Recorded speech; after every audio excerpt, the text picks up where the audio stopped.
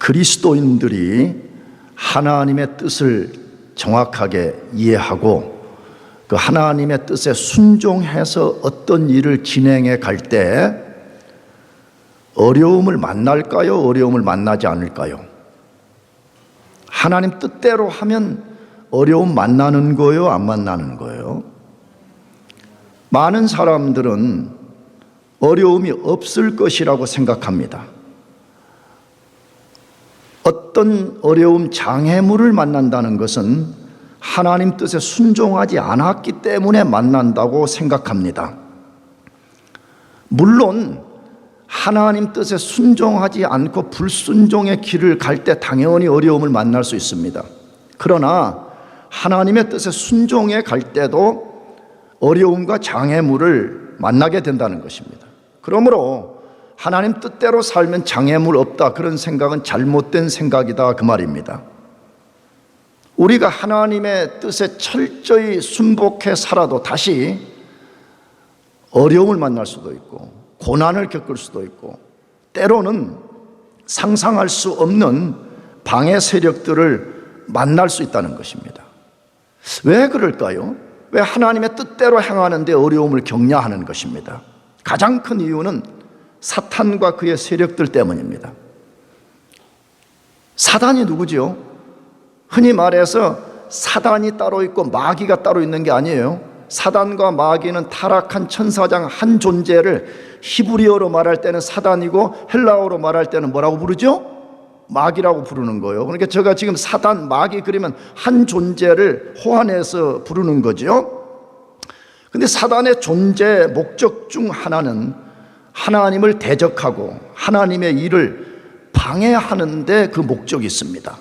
그런데 문제는 뭐냐? 사탄의 문제는 뭐냐 그러면 사단 자신과 하나님이 대적할 수 있는 동등 레벨이 아니기 때문에 하나님을 직접 대적할 수도 없고 하나님의 일을 직접 방해할 수도 없는 것입니다. 왜? 그는 하늘에서 쫓겨난 자이기 때문에. 그래서 그가 하는 차선책이 뭐냐 그러면 하나님의 자녀들, 하나님의 백성들의 일을 방해하는 것입니다. 그래서 하나님의 백성들이 하나님의 뜻을 따라서 어떤 일을 하려고 그러는데 어려움을 만나기도 하고 고난을 만나기도 하고 장애물을 만나게 되는 것입니다. 그러면 사탄이 어떤 방식으로 하나님의 백성들을 공격하고 어떤 방식으로 하나님의 백성들의 일을 방해할까요? 어떤 방식으로 하냐 이거예요. 마귀가 자기에게 속한 자기 사람들을 이용해서 공격하는 것입니다.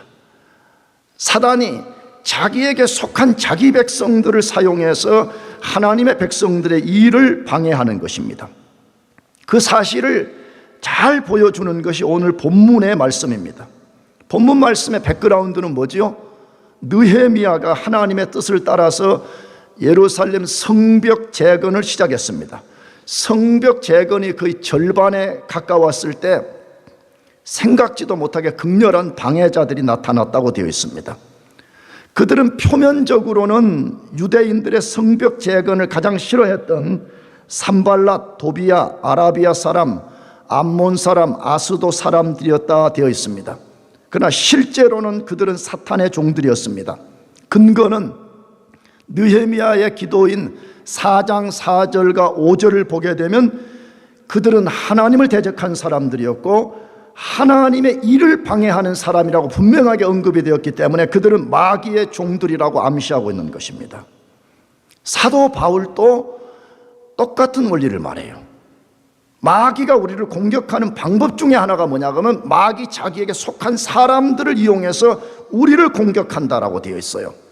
그것이 에베소서 6장 12절 말씀인데 같이 읽어보겠습니다. 시작. 우리의 씨름은 혈과 육을 상대하는 것이 아니요 통치자들과 권세들과 이 어둠의 세상 주관자들과 하늘에 있는 악의 영들을 상대함이라 라고 되어 있습니다. 그리스도인들을 공격하는 사람들 배후에 누가 존재하는지를 지금 말하는 거잖아요. 겉모습은 사람이 우리를 공격하는 것처럼 보여져서 우리가 사람과 싸우려고 그러는데, 바울이 말하기를 너희들의 싸움의 대상은 사람이 아니라는 거예요. 사람 배후에 있는 악한 영들이라고 분명하게 말씀하고 있습니다. 그렇다면 우리가 어떻게 사탄의 공격, 사단의 종들인 인간들의 공격을 막아낼 수 있을까요?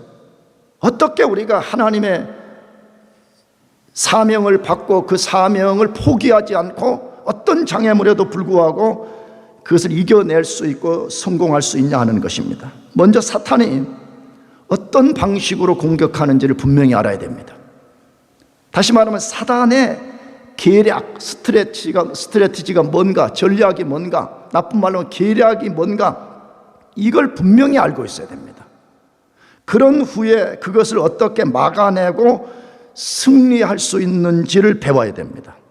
이 두 사실을 오늘 본문에서 잘 알려줍니다. 그러므로 우리는 본문을 통해서 마귀의 계략이 무엇이고 어떻게 하면 마귀의 공격을 이길 수 있는가 하는 것을 배워야 됩니다. 그러면 사단의 계략과 그것을 이기는 원리는 뭐냐 하는 것이에요. 첫 번째로는 사단은 그리스도인들을 심리적 위협을 통해서 공격한다는 것을 분명히 알아야 됩니다.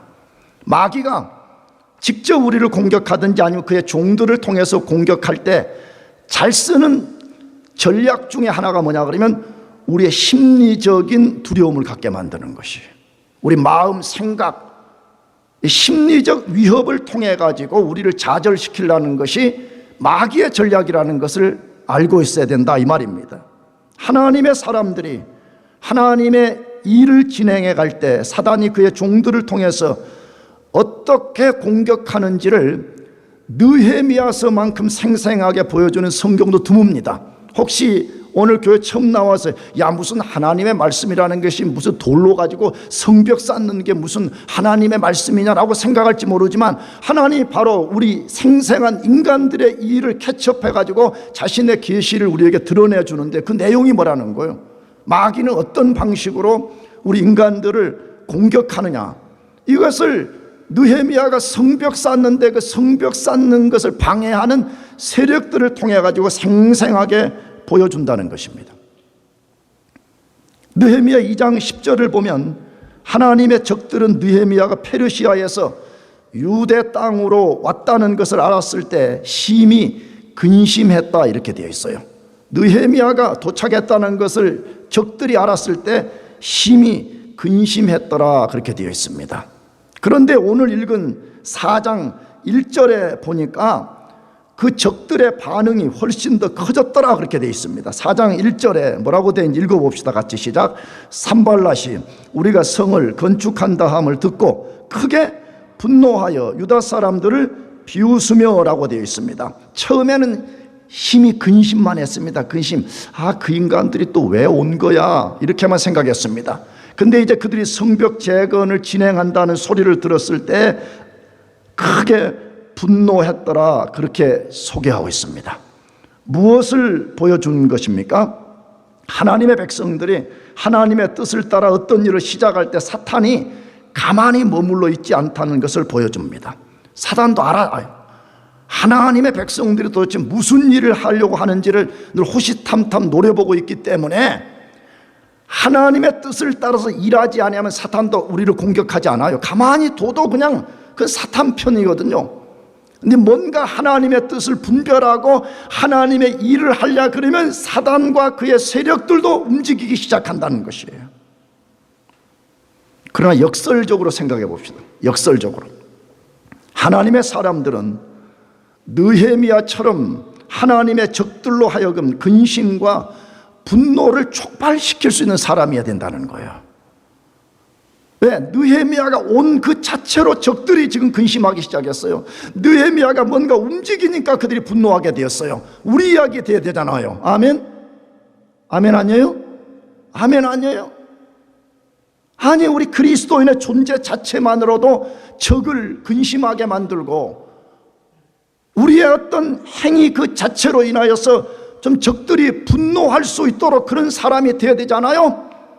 근데 적들에 대해서 아무런 영향력을 줄 수 없는 그리스도인, 그냥 한 명이 더 늘어난다고 해도 지옥 권세에게는 아무 문제가 없는 사람들, 교회 교인이 한 명 더 늘어난다고 해도 사단의 세력들은 전혀 근심하거나 분노하지 않는 그런 사람으로 산다 그러면 뭔가 문제가 있는 거 아니겠어요? 여러분도 문제고 나도 문제인 거잖아요. 그렇잖아요.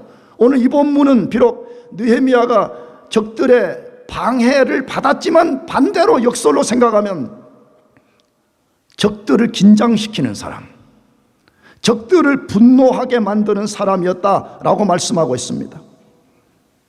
나는 여러분과 우리 모두가 그렇게 되기를 축복합니다. 좀 그렇게 되면 좋겠어요. 사탄의 나라에 우리 존재 그 자체로 그들을 근심시키는 존재, 우리 존재 자체로 그들을 분노하게 만드는 그런 존재가 되었으면 좋겠어요. 심히 근심하고 분노한 적들이 그러면 한 일이 뭐래요? 그들이 뭐 했다고 말해요? 4장 2절을 읽어보십시다. 같이 시작. 자기 형제들과 사마리아 군대 앞에서 일러 말하되 이 미약한 유다 사람들이 하는 일이 무엇인가? 스스로 견고하게 하려는가? 제사를 드리려는가? 하루의 일을 마치려는가? 불탄 돌을 흙무더기에서 다시 일으키려 하는가? 뭐 했다고 말해요? 하나님의 사람들과 그들의 일을 조롱하고 비웃었다 그렇게 말하죠. 하나님의 사람들이 뭔가 일을 하니까 조롱했대요. 비웃었대요. 산발랏이 느헤미야와 재건한 사람들을 가리켜 뭐라고 불렀대요? 이 미약한 자들이다 그렇게 합니다. 이 아주 우리말로 속된 말로 허접한 인간들,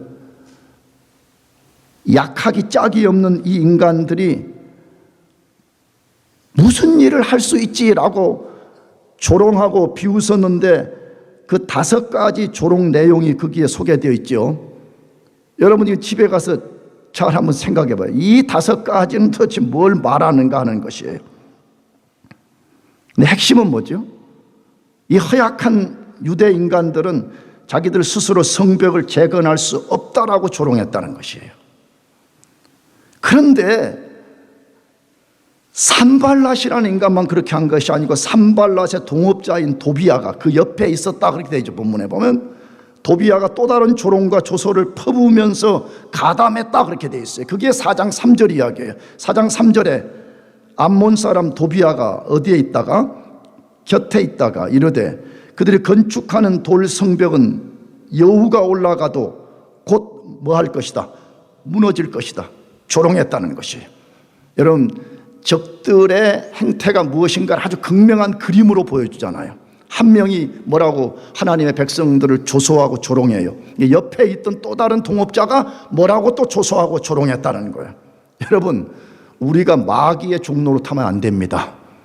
얼마나 많은 사람들이 그리스도인이면서 산발락과 도비야처럼 살라고 하는지 몰라요. 어떻게 하면 교회에 불평을 쏟아놓을 것인가? 어떻게 하면 목사의 발에 태클을 걸어가지고 목사를 넘어뜨릴 것인가? 맨날 그것 하는 것 때문에 교회 다니는 사람들 많이 있잖아요. 그런 사람들은 자기 자신이 진짜 그리스도인가 점검해야 돼. 우리는 진짜 그리스도인가 아니면 산발락과 도비야 편에 서 있는 사람들인가를 잘 점검해 볼 필요가 있는 것이에요. 그런데 이들이 어디서 그런 말을 했다라고 말해요? 어느 장소에서 그런 말을 쏟아냈다 그렇게 말해요. 거기 본문에 뭐라고 돼 있어요? 자기 형제들과 사마리아의 군대 앞에서 했다 이렇게 돼 있습니다. 자기 형제들과 사마리아의 군대 앞에서 했다라고 되어 있습니다. 이 말은 뭘 소개하는 것이에요? 공개된 자리에서 했다 그 말이죠. 비밀리에 숨어서 그렇게 말하는 것이 아니고 어디서 했어요? 공개된 자리에서 했다는 말이죠. 왜 공개된 자리에서 그런 말을 했을까요? 일부러 유대인들 들으라고 한 거지요. 큰 소리로 크게 말해가지고 성벽 쌓는 유대인들 들어가지고 심리적으로 위축되고 사기를 꺾어가지고 성벽 재건을 중단하게 하려고 그렇게 한 것입니다. 그리스도인은 사탄이 사용하는 이 첫 번째 계략을 경계해야 됩니다. 사단이 얼마나 교묘한 존재인지 하나님의 자녀들이 주님의 뜻에 순종해서 믿음으로 일하려고 할 때 심리적 공격을 통해 가지고 사기를 꺾어놓고 일을 중단시키려고 얼마나 얼마나 공격을 하는지 모릅니다. 여러분도 경험하겠지만 나는 부족하지만 영광교회 제가 명색이 탑 리더 아니에요. 담임 목사니까. 얼마나 많은 이런저런 심리적 공격을 받는지 몰라요. 여러분은 그냥 지나가는 말로 턱 하나 던진 거지만 어떤 때는 나에게 심리적으로 굉장한 부담이 되고 굉장히 프레셔가 되고 굉장히 낙심케 되는 일들이 굉장히 많습니다. 그러면 여러분들이나 나나 뭐지요? 우리 심리적으로 위축이 되면요, 움츠려들기 시작하는 거죠. 담대함도 기쁨도 윌링리스도 없어져 버리잖아요. 그래서 우리 그리스도인들은 이 적들의 계략을 알아차리는 게 굉장히 중요해요. 그러면 느헤미야는 이거 어떻게 극복했다 그래요? 이 적들이 심리적 공격을 퍼부어올 때 느헤미야 어떻게 공격했죠? 막아냈죠? 4장 4절에서 5절이 첫 번째 방패의 말씀이죠. 읽어보겠습니다. 시작. 우리 하나님이여 들으시옵소서. 우리가 업신여김을 당하나이다. 원컨대 그들이 욕하는 것을 자기들의 머리에 돌리사 노략거리가 되어 이방에 사로잡히게 하시고 주 앞에서 그들의 악을 덮어두지 마시며 그들의 죄를 도말하지 마옵소서. 그들이 건축하는 자 앞에서 주를 노하시게 하였음이니이다 하고라고 되어 있습니다. 뭐 했대요? 느헤미야의 주특기. 느헤미야 주특기는 뭐라 그랬어요? 기도하는 사람이에요. 뭐 하는 사람? 기도하는 사람. 일을 시작할 때도 기도로 시작했고 어려움이 생길 때마다 그의 주특기인 하나님께 기도하는 것을 통해서 그것을 극복했다라고 되어 있습니다. 우리도 마땅히 그렇게 할 수 있어야 됩니다. 하나님께 기도함으로 하나님의 능력을 의지하고 하나님이 나와 함께 해주시고 하나님이 나에게 부여한 그 사명이 하나님의 것이라는 분명한 인식을 가지고 어떠한 마음과 생각의 위축이 찾아올 때도 거기에 무너지지 아니하고 내 생각과 마음을 꽉 지켜내면서 그것을 끝까지 해낼 수 있는 일을 위해서 기도가 필요한 것입니다. 심리적 위축을 받는 여기에 최고의 해독제는 기도입니다. 심리적 두려움을 막아낼 수 있는 최고의 해독제는 뭐라고요? 기도하는 것이에요. 그래서 예수님도 말씀하신 거 아니야? 아무것도 염려하지 말고 오직 모든 일에 기도와 간구로 너희 구할 것을 감사함으로 하나님께 아뢰라 그랬잖아요. 염려 그것도 두려움인 거잖아. 염려 그것도 심리적 위협인 거잖아요. 그것의 최고의 해독제는 기도하는 것이에요. 믿습니까? 그런데 얼마나 많은 사람들이 기도는 하지 않으면서 염려하는 것으로 인생을 많이 보내요. 심리적 위축 속에서 나는 아무것도 할 수 없어요. 좌절 속에 있다는 것이에요. 뭔가 착각하고 있는 것이에요. 그리스도인은 아무런 어려움이 없는 무풍지대에 사는 걸로 이해하기 때문에 조금만 어려움이 찾아오면 아이고 나는 못해요 이런 식이라는 거예요. 근데 하나님이 지금 우리가 도전하는 거잖아요. 그건 마땅히 너희들에게 그런 일이 일어날 수 있다는 거예요. 그렇기 때문에 그런 공격을 받으면 느헤미야처럼 하나님 앞에 기도하라는 것이에요. 다시 심리적 위협, 심리적 두려움의 최고의 해독제는 뭐라고요? 기도하는 것이에요. 여러분 느헤미야가 얼마나 기도의 사람이었는가를 느헤미야서 끝까지 보여줍니다. 내가 지난주 성경 공부 때 어느 반에서도 그 이야기 했는데 자꾸 뭐 은혜 없다 뭐 어쩐다 자꾸 그런 말을 하기 전에요, 여러분이 진짜 하나님 우리에게 주신 은혜의 수단들을 내가 잘 쓰고 있는가를 먼저 점검해 봐요. 하나님 우리에게 주신 은혜의 대표적 수단이 말씀과 기도인데 여러분이 이 둘을 하지 않는다면 여러분 절대 하나님의 은혜 속에 거하기가 어려워요. 반대로 하나 더 나가서 이 둘 중에 하나만 여러분이 한다 그래도 여러분이 은혜를 누리기가 어려워요. 그래서 내가 우리 신앙을 태양에다가 비교해서 지난주에 말했거든요. 태양은 여러 요소가 있지만 그 중에 크게는 빛과 열로 구성이 되었잖아요. 그러면 그 빛은 우리가 성경이라는 진리를 아는 것을 말하고, 열이라는 것은 우리가 기도하게 될 때 성령의 역사에 의해서 사는 것을 말하는데, 이 둘도 안 하는 사람들이 있는가 하면 둘 중에 하나만 하는 사람들이 있어. 기도를 단 5분도 못 해내. 느헤미야는 매 순간 기도의 사람이었던 것을 보게 되잖아요. 우리 속에 염려와 두려움과 모든 근심의 해독제는 기도하는 것이에요. 아멘. 그런데 느헤미야의 기도의 내용, 기도의 방식이 우리를 혼란스럽게 하고 있습니다. 왜 그렇죠? 원수들을 다 진멸시켜 주세요, 이런 식으로 기도를 했단 말이에요. 그러면 우리가 조금은 알지만 예수님은 원수를 사랑하라 그랬잖아요. 분명히 원수를 사랑하라 그랬는데 느헤미야 기도를 압축시키면 무슨 말이에요? 하나님 원수들을 파멸시켜 주십시오, 이렇게 기도를 했다 이 말이에요. 그러면 우리가 그런 기도를 할 수 있는 거냐 이거예요? 할 수 없는 거냐 이거예요?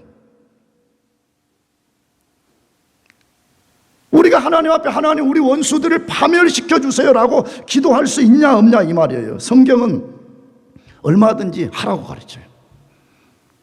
그 대표적인 성경이 시편 139편 21절 22절인데 참고로 읽어봅시다. 여호와여, 내가 주를 미워하는 자들을 미워하지 아니하오며 주를 치러 일어나는 자들을 미워하지 아니하나이까. 내가 그들을 심히 미워하니 그들은 나의 원수들이니이다. 요것을 대표적으로는 시편에는 5개의 이 카테고리로 나누어지는 시가 있는데, 예를 들어서 뭐 감사시, 뭐 찬송시 이런 것이 있는데 이걸 저주시라 그래. 이 시편을 통해서 하나님은 느헤미야와 같은 기도를 얼마든지 우리 보고 하라고 말해요. 그러면 왜 우리가 그런 기도를 할 수 있는 것입니까? 먼저 느헤미야의 기도를 보게 되면 느헤미야의 적들은 자기 개인의 적이라고 말하지 않아요. 그 적이 궁극적으로 누구 적이라고요? 하나님의 적이라고 말해요. 이 성벽 제거는 느헤미야 개인의 영달을 위해서 쌓는 것이 아니고 하나님의 뜻에 의해서 일을 진행하는 하나님의 일인데, 이 하나님의 일을 방해하는 자들이기 때문에 그들은 곧 하나님의 원수들입니다 이 말이에요. 그래서 하나님께서 그들을 파멸시켜 주십시오, 그들을 이방 땅에서 흩어버리십시오 라고 기도했다는 것이에요. 여러분, 이게 영적 전쟁의 기도잖아요. 우리 그리스도인들이 매번 뭘 주세요, 뭘 주세요, 그게 전부라고 기도를 여기니까 기도가 할 것이 없다고 여겨지는 거예요. 왜? 별로 뭐 필요도 없거든요. 너무 다 잘 살고 뭐 적당하게 월급 받고 뭐 하니까 뭐 몇 가지 주세요 하면 기도할 게 없다고 말해. 근데 진짜 기도는 어디에 있어요?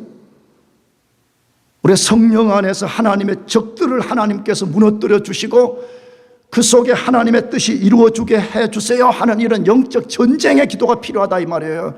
그게 진짜 기도의 사람들이 할 수 있는 것이잖아요. 느헤미야가 그렇게 했다라고 되어 있습니다. 적들이 위협하고 두렵게 하고 심리적 위축을 가할 때에 심리적으로 좌절하지 않아 오히려 하나님 앞에 나가서 기도함을 통해 가지고 하나님 적들을 부숴주십시오라고 기도했다 이 말이에요. 기도의 결과가 뭐라고 말해요? 4장 6절 다 같이 읽어보겠습니다. 시작. 이에 우리가 건축하여 전부가 연결되고 높이가 절반에 이르렀으니 이는 백성이 마음을 들여 일하였습니다. 할렐루야. 얼마든지 좌절할 수 있잖아요. 와, 적들이 이제 공격하고 있는데 우리가 어떻게 해요? 포기합시다, 이렇게 할 수 있는 상황이었는데 이 본문에 뭐라고 말해요? 느헤미야가 기도한 다음에 그 하나님께서 적들을 파할 것을 믿었기 때문에 그들은 동요하지 아니하고 성벽 재건을 진행했고 심지어 마음을 들여서 그 일을 했다라고 되어 있습니다. 여러분도 그렇게 되시길 축복합니다. 그게 꼭 이 교회 공동체 일이든지 아니면 여러분 개인에 관련된 일이든지 간에 여러분이 심리적 위협을 받을 때에 속된 말로 쫄지 말고 하나님 앞에 기도하기를 바라요. 아멘. 기도해서 우리 마음이 강하고 담대하고 생각과 마음을 딱 지키게 되면 우리는 절대로 중단할 수 없습니다. 포기하지 않을 수 있어요. 왜? 하나님이 함께해 주신다는 것을 믿기 때문에. 두 번째로 사단의 계략과 그것을 이기는 원리는 무엇이라고 말해요? 사단은 그리스도인을 물리적 위협을 통해서 공격한다고 말해요. 첫째로는 심리적으로 공격해. 두 번째로는 뭘로 공격한다고요? 물리적 위협을 통해서 공격해. 하나님의 원수들은 하나님의 백성들이 심리적 공격을 받고도 포기하지 않을 때 그들 스스로가 견디지를 못해요. 먼저는요. 4장 7절에 느헤미야와 이스라엘 백성들이 포기하지 아니하고 성벽 재건을 진행해 갈 때 그들이 뭐 했다 그래요? 7절 읽어보십시다. 시작. 산발락과 도비야와 아라비아 사람들과 암몬 사람들과 아스돗 사람들이 예루살렘 성이 중수되어 그 허물어진 틈이 메어져 간다 함을 듣고 심히 뭐 했어요? 분노했다. 심히 분노했다. 그렇게 되어 있습니다. 적들은 근심하고 심히 분노하고 심히 분노했더라 라고 되어 있습니다. 그들은 처음에 느헤미야와 백성들이 성을 건축한다고 했을 때 분노했습니다. 그래서 조롱과 조소를 퍼부었습니다. 그럼에도 성벽 재건을 중단하지 않자 심히 분노했다. 그렇게 되어 있습니다. 우리 그리스도인들이 똑바로 알고 있어야 됩니다. 왜? 우리는 천국에 들어가는 순간까지 이 적들과의 치열한 영적 싸움을 벌여야 되는데 바로 적들은 그런 존재라는 것이에요. 뭐라고? 우리가 하나님을 의지하고 포기하지 않고 계속해서 하나님 그분을 향해서 나아가게 될 때에 사단과 그의 종들은 분노하는 존재들이다. 어떻게 하면 우리를 이겨먹을 것인가, 어떻게 우리를 좌절시킬 것인가 하는 종들이라는 것을 말하고 있어요. 그래서 분노한 종들이, 원수들이 취한 두 번째 계략이 있다라고 말해요.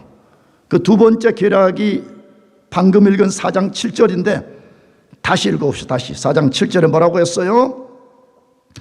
산발락과 도비야와 아라비아 사람들과 암몬 사람들과 아스돗 사람들이 예루살렘 성이 중수되어 그 허물어진 틈이 메어져 간다 함을 듣고 심히 분노하여 8절 다 함께 꾀하기를 예루살렘으로 가서 치고 그곳을 뭐하게 하자? 요란하게 하자. 내가 8절 안 준 것 같아. 미안. 분노한 다음에 그것으로 끝나지 않고 이제 그들이 뭐 했다고 말해요? 야, 우리가 다 예루살렘으로 몰려가가지고 우리가 그들을 치자, 물리적으로 공격을 하자라고 결정하고 그 일들을 했다. 그렇게 되어 있습니다. 자, 그런데 거기 소개된 사람들이 누구예요? 이스라엘의 동서남북 사방의 원수들이 전부 다 연합이 되었다. 그렇게 말해요. 산발랏은 북쪽 사마리아 사람이었고, 도비야는 동쪽의 암몬 족속이었고, 아라비아 사람들은 남쪽의 아랍 족속이었고, 아스돗 사람은 서쪽의 블레셋 족속이었습니다. 동서남북 사방의 원수들이 이제 물리적 공격을 해오고 있다라고 되어 있습니다. 왜 그랬죠? 이들은 정치, 종교, 경제적 이해관계 때문에 예루살렘 성벽이 재건되는 것을 가장 싫어했습니다. 그래서 극렬하게 반대했던 사람들이었습니다. 그래서 사방의 적들이 하나가 되어서 예루살렘을 치기 위해서 일어섰던 것입니다. 우리가 기억해야 됩니다. 성도들도 사단이 자신으로부터 심리적 공격을 받고도 하나님의 일을 포기하지 않을 때 물리적 공격을 가해올 수 있다는 걸 명심해야 됩니다. 그 물리적이라는 것 속에는 여러 가지가 포함되어 있어요. 그 중에 하나가 우리 육체적 어택을 당할 수도 있다는 것을 기억해야 됩니다. 사도행전을 읽어보게 되면 초대교회가 성령의 역사에 의해서 강력하게 복음을 전해갈 때에 이 사단과 그의 세력들이 견딜 수 없어가지고 오늘 느헤미야 상황과 같은 일을 펼쳤다고 그렇게 돼 있어요. 처음에는 심리적으로 공격을 했습니다. 그런데도 초대교회가 끄떡도 하지 않고 복음을 전하고 열심히 모이고 기도하고 하나님의 성령의 역사를 의지해 갈 때 적들이 견딜 수 없어서 한 일이 뭐죠? 야고보 사도를 죽여버렸습니다. 먼저 최초의 순교자를 발생시켰습니다. 그래도 끄떡도 안 하니까 이제는 베드로를 잡아다가 감옥에 가두었더라. 그렇게 되어 있습니다. 우리가 알지만 12사도들이 사도 요한을 빼놓고 다 순교의 제물이 되었습니다. 마귀는 심리적 공격을 가해도 우리가 끄떡하지 아니하면 물리적 공격을 가할 수 있다는 것을 기억해야 됩니다. 그때 그러면 느헤미야는 어떻게 적들을 막아냈다고 말해요? 그것을 4장 9절에서 소개하는데 읽어보겠습니다. 같이 시작. 우리가 우리 하나님께 기도하며 그들로 말미암아 파수꾼을 두어 주야로 방비하는데 라고 되어 있습니다. 뭐 했다고 말해요? 하나님께 첫째 뭐 했어요? 기도했어요. 심리적 공격을 받을 때도 기도하고 물리적 공격을 받을 때도 기도하고 기도만 한 것으로 이번에는 끝을 내지 않고 파수꾼을 세워 주야로 방비했다라고 되어 있습니다. 여러분, 하나님이 왜 느헤미야 이야기를 성경에 기록해서 우리들에게 자꾸 들려주시는 거예요? 우리도 똑같은 공격을 받는다는 거예요. 심리적 공격, 물리적 공격을 받을 때에 맥없이 공격받고 무너지지 말고 느헤미야와 같이 기도하라는 거예요. 할렐루야. 나가서 기도할 뿐만 아니라 파수꾼을 세워서 주야로 방비했다라고 말하고 있습니다. 여러분, 왜 기도하는 일이 그토록 중요한 거예요? 나는 성경 공부 5학신 때 그렇게 말하거든요. 기도가 뭐요? 그러면 우리 성도들이 많이 말하잖아요. 호흡입니다, 하나님과 대화입니다, 교제입니다. 다 맞는 말이죠. 성경이 그런 유를 말하니까. 그런데 나는 뭐라고 정의 내리는 걸 좋아하냐 그러면, 이건 내가 내린 정의인데, 유한자, 우리가 유한자잖아요. 피조물이잖아요. 유한한 우리가 기도라는 파이프라인을 가지고 무한자에 연결시키는 행위라는 거예요. 영원하신 하나님의 그 능력 속에 우리 유한한 인생이 파이프를 연결시켜서 그의 무한함을 공급받아 사는 거라는 거예요. 다시 말하면 하나님 당신이 능력을 펴서 적들의 물리적 공격을 막아주시고, 우리가 하나님의 뜻인 것을 알고 진행하는 이 성벽 재건이 중단되지 않고 이것을 성취할 수 있게 해주십시오라고 기도했다 이 말이잖아요. 여러분, 절대로 영적인 것과 여러분이 공부하는 것은 별개가 아니에요. 만약 여러분이 그렇게 생각한다면 성경을 1도 이해 못한다는 증거예요.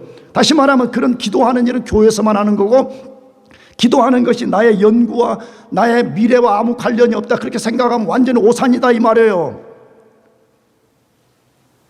우리의 모든 것이 하나님의 주권적 섭리 아래 있습니다.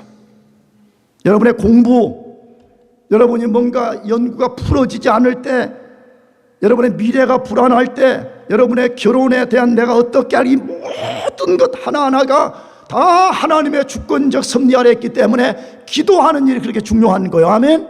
그걸 하나님께 맡기는 거죠. 하나님, 이 상황을 하나님이 주관하시고 이 난제를 하나님께서 해결해 주십시오 라고 간구하는 것이에요. 그런데 느헤미야는 기도만 하지 않았다는 것을 다시 기억해야 됩니다. 뭐 했대요? 파수꾼을 세워서 적을 살피고 공격을 대비했다라고 되어 있습니다. 그 이야기를 4장 13절 이하로 길게 소개했어요. 뭘 보여주죠? 여러분, 그리스도인은 기도만 하고 있는 사람이 아니에요. 기도가 제일 중요하지만 우리는 기도해서 하나님이 역사해 주실 것을 믿기 때문에 느헤미야처럼 조직하고요, 어떤 것을 시스템화 시키고요, 실제 그 일들을 막아내기 위해서 실제적 행동을 하는 사람이라 그렇게 말하는 것이에요. 사실이잖아요. 공부가 잘 안 돼, 연구가 잘 안 돼, 그러면 기도만 하고 있다고 해결되는 거 솔직히 아니잖아요. 기도하는 게 제일 중요하지만 하나님이 나에게 지혜를 주실 것을 믿기 때문에 내가 최선을 다해서 다시 도전해 보는 거예요. 아멘. 그럴 때 하나님께서 역사를 펼쳐주신다는 거예요. 그래서 여러분이 잘 기억해야 돼. 어떤 사람들이 야, 교회가 왜 그렇게 자꾸 뭐 조직화시키려고 그러느냐라고 또 불평하는 사람들이 있는데, 그건 성경을 모르는 사람들이에요. 물론 교회는 물리적 조직으로 이 교회가 부흥되지 않아요. 그 속에 성령의 역사, 영적인 역사가 먼저 일어나야만 되지만, 성경은 반드시 교회도 영적인 역사 이후에 반드시 조직이 필요하다고 말해. 사도행전을 보시기 바랍니다. 오순절 성령 강림 사건이 일어나고 사도들이 한 일이 뭐였죠? 그 중에 하나가 교회의 무질서를 막아내기 위해서 교회에 7명의 집사를 세우고 교회 자체를 조직화시키는 일을 만들었잖아요. 느헤미야가 지금 적들의 공격을 받을 때 기도하는 것으로만 일관되지 아니하고, 그는 오늘 본문에 7가지 아주 자세하게 적들을 어떻게 막아낼 것인가, 그것을 실제적으로 조직화시켰다라고 말하고 있습니다. 여러분, 심리적 위협을 받든지 물리적 위협을 받든지 하나님께 기도하면서 현실적인 문제 앞에서는 여러분들이 최선을 다 동원해서 그것을 이겨낼 수 있기를 축복합니다. 마지막 3번째로, 사단은 그리스도인을 자학적 위협을 통해서 공격합니다. 자학적. 이 자학적 위협이라는 말은 스스로 낙심하고 스스로 좌절해서 포기해버리도록 만드는 걸 말해. 그냥 스스로 그냥 낙심해버려. 그냥 스스로 안 돼요 라고 생각하고 포기해버리는 것을 말합니다. 잘 기억해야 됩니다. 사단은 심리적 공격도 해봐요. 물리적 공격도 해봐요. 그런데 먹히지 아니하면 마지막 방식이 뭐냐 그러면 우리의 상황과 분위기를 통해서 하나님의 사람들이 스스로 두려움에 빠지거나 스스로 좌절과 낙심에 빠져서 일의 동력을 잃게 만들어요. 아니면 끊임없이 불평하게 해요. 끊임없이 원망하게 해서 불가능한 이유만을 찾게 만들어요. 이건 이래서 안 되고 저건 저래서 안 되고 이건 이래서 안 된다. 안 되는 것만 찾게 만들어서 제풀에 넘어지게 만들어버린다 그 말이에요. 그것을 느헤미야 4장 10절에서 12절로 소개하는데 10절에서 12절까지 읽어보겠습니다. 시작. 유다 사람들은 이르기를 흙무더기가 아직도 많거늘 짐을 나르는 자의 힘이 다 빠졌으니 우리가 성을 건축하지 못하리라 하고 우리의 원수들은 이르기를 그들이 알지 못하고 보지 못하는 사이에 우리가 그들 가운데 달려들어가서 살육하여 역사를 그치게 하리라 하고 그 원수들의 근처에 거주하는 유다 사람들도 그 각처에 와서 10번이나 우리에게 말하기를 너희가 우리에게 와야 하리라 하기로 라고 말씀하고 있습니다. 이 말의 구체적 내용은 뭐예요? 다시 말하면 자학적이라는 이 말의 구체적 내용이 뭐냐 하면 이제는 유대 사람들이 뭔가 문제를 일으켰다는 거예요. 왜 앞에까지는 다 유대 밖에 이방인들이 공격을 해온 것인데 이제 유대 사람들 자체들이 말하기를 첫째 뭐라고 말했대요? 옮겨야 될 흙무더기가 너무 많고 자기들은 힘이 쇠하여 더 이상 할 수 없다 이렇게 말했다는 거죠. 당연하죠. 무너진 성벽을 다시 재건하면 여기에 흙더미가 이만큼 쌓여 있을 것이고 저쪽에 이만큼 쌓여 있을 건데 유대인들 중에서 그렇게 말하는 사람들이 드러났다는 게 뭐라고? 이거 우리 다 못해요. 너무 힘들어요. 아니 포크레인도 없는데 뭘로 갖고 우리가 흙을 옮길 수 있겠어요? 우리는 더 이상 할 수 없어요. 힘을 다 소진해 버렸어요 라고 말했다는 것이. 또 유다인들이 거기서 끝나지 않고 뭐라고 말했다고 되어 있어요? 대적자들이 성벽을 재건을 반대하는 대적자들이 자기들도 모르는 사이에 쳐들어와서 공사를 중단시킬 것이라는 유언비어를 유포했다고 되어 있어요. 실제 쳐들어온 게 아니에요. 유언비어를 유포했다는 것이에요. 조심합시다. 나도 여러분도 말을 조심해야 됩니다. 무슨 말? 불신앙의 말. 그 자기가 하기 싫은 것, 자기가 안 된다고 생각하는 걸 다른 사람을 팔아가지고 말하는 것. 우리 대학부들이 참 잘하고 있지만 어떤 때 내가 그런 말을 하는 사람들 걔에게 내가 막 쏘아주거든요. 그게 너 생각이냐 아니면 진짜 대학부 전체 생각이냐. 뭐라고 말하느냐. 목사님 지금 대학부 전체 대부분이 그렇게 생각하고 있습니다 이렇게 말해. 그럼 내가 다시 물어봐. 진짜 대학부 전체가 그렇게 생각하냐 아니면 너 생각을 너가 다른 사람의 오소리티를 이용해 갖고 나한테 말하느냐. 내가 이렇게 말하거든요. 그러면 그때 꼬리를 내리면서 뭐 사실은 어쩌고 저쩌고. 지금 유대인들이 그렇게 하고 있다니까. 뭐라고? 유언비어를 유포하는 거예요 지금. 뭐라고? 적들이 쳐들어올 것이다. 적들이 쳐들어와서 우리 공사를 중단시킬 것이라고 유언비어를 설포했다는 것이. 설상가상으로 뭐라고 했대요? 예루살렘 밖 시골에 살고 있던 유대인들이 성벽 재건자들에게 또 뭐라고 했다는 거예요. 이번에는 이제 예루살렘 성벽 안에와 밖에 살던 유대인들 말고 저 좀 멀리 떨어져 있는 유대인들이 찾아와서 말하기를 성벽 재건자들에게 공사 그만 중단하고 너희 집으로 다 돌아가라는 거예요. 다 너희 집으로 돌아가서 너희 집들이나 잘 지켜라. 너희 집들 잘 지키는 게 중요하지 성벽 재건 그게 뭐가 중요하냐고 몇 번이나 말했대요? 10번 말했다고 돼 있어요. 몇 번이나요? 10번이나. 진짜 나는 그래서 느헤미야를 읽으면 느헤미야가 얼마나 위대한 영적 리더인가 하는 것을 발견하면서 참 내가 예수님의 이 신발끈은 고사하고 느헤미야 신발끈도 내가 못 고쳐드리겠다 그런 생각이 들어요. 죄송한데 나 같으면 2번만 누가 와서 이렇게 하면 내가 버럭 화냈을 것 같아요. 근데 몇 번이나 말했대? 에? 10번이나 와가지고 성벽재건 그거 뭐 그런 거 하려고 그러냐, 돌아가서 너희 집이나 잘 지키라, 너희 가족들이나 잘 돌보라, 그렇게 말했다는 거예요. 여러분 왜 그랬을까요? 사단이 김 빼기 작전하는 거예요. 사단이 뭐 빼기 작전? 김 빼기. 왜? 심리적 공격을 해도 안 먹혀, 물리적 공격을 해도 안 먹혀. 그러니까 이번에는 뭐죠? 이스라엘 같은 동족을 이용해 가지고 김 빼기 작전을 펼친 거지요. 꼭 풍선이 이렇게 바람을 불어서 팽팽하게 늘어나 있는데 바늘을 탁 찌르면 풍선이 터져버리는 것처럼 말이에요. 이스라엘 백성들이 사기가 충천하잖아요.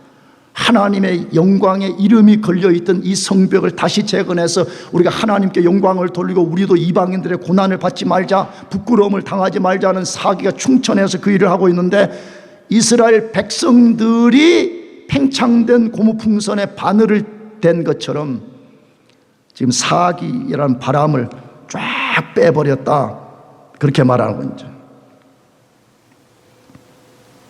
그러면 느헤미야는 어떻게 이러한 계략, 이러한 공격을 이겨냈다고 말해요? 그것이 느헤미야서 4장 13절로부터 소개된 긴 이야기예요. 사실은 그것이 23절까지. 13절 앞부분에 몇 개만 좀 읽어볼까요?